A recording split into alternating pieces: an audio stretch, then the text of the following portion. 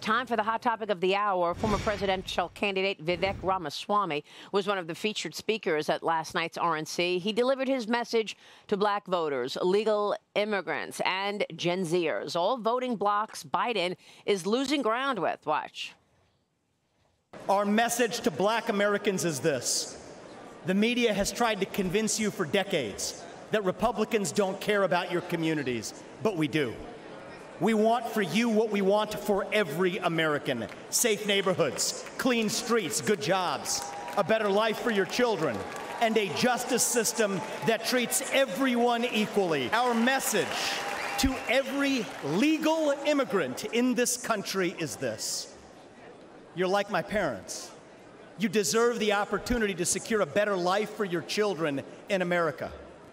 But our message to illegal immigrants is also this: we will return you to your country of origin, not because you're all bad people, but because you broke the law. We can't just be cynical about our country, because the United States of America is still the last best hope that we have, and we deserve a better class of politician, one who actually tells us the truth.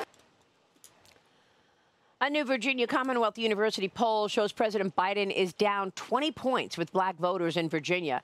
Here's what he told voters at an NAACP event yesterday.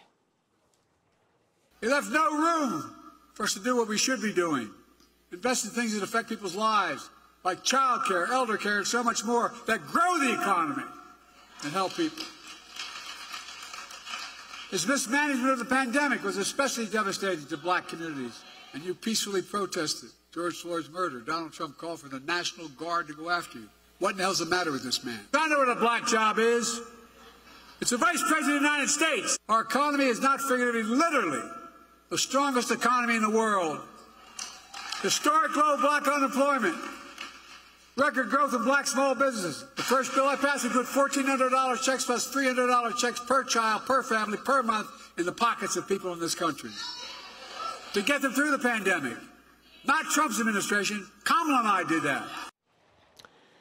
CNN's Van Jones, meanwhile, is calling model Amber Rose's RNC speech the other night, quote, the most dangerous for Democrats. Mahek, you remember that speech the other day where she said, look, initially she believed the hype until her father said, do your research. She did her research and thought, wait a minute, I stand exactly where Donald Trump is on all the issues.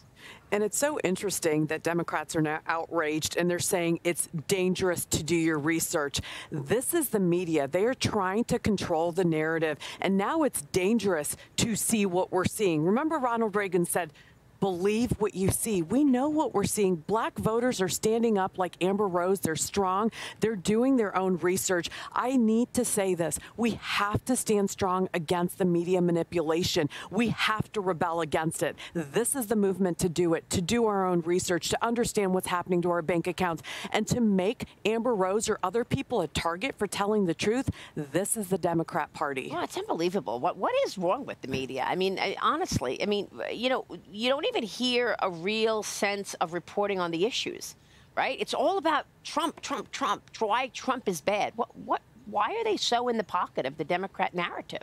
Well, they're in the pocket because there's nothing else that they can stand on. Look, when you have record high inflation, that means you can't say we have a great economy. That's a lie. I know. I'm going to the gas station. Right. I'm going to pay for diapers 20% more. Every American. You don't get a Republican tax or a Democrat tax. We're all taxed by Biden. Morgan, there's so much to talk to you about this morning about foreign policy, and we're going to get into it. But let me get your take on President Biden going to address Latino voters.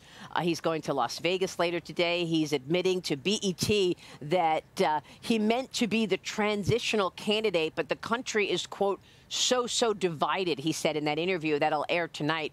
A new Axios video vibe survey by the Harris poll shows Latino Republicans are much more enthusiastic and likely to vote this year for Republicans over the Democrats. Your thoughts? Yeah, you know, it's interesting. I go to the border a lot. I go there often with people who are running for office. And, you know, when I'm there and visiting these communities, it's Hispanic Americans that are affected by the border, especially like in places like Yuma, Arizona. Arizona.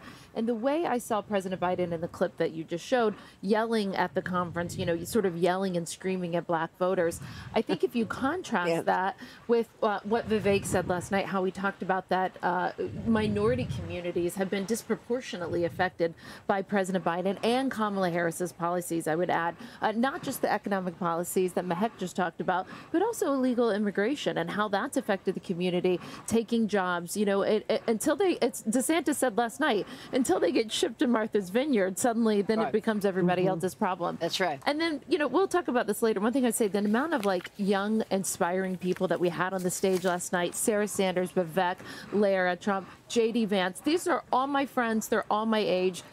And I'm not that young anymore, I guess, but I think it's an incredibly exciting lineup. It is. Sarah Sanders was so fantastic. So was Lara Trump. We are just getting started this morning. A lot coming up.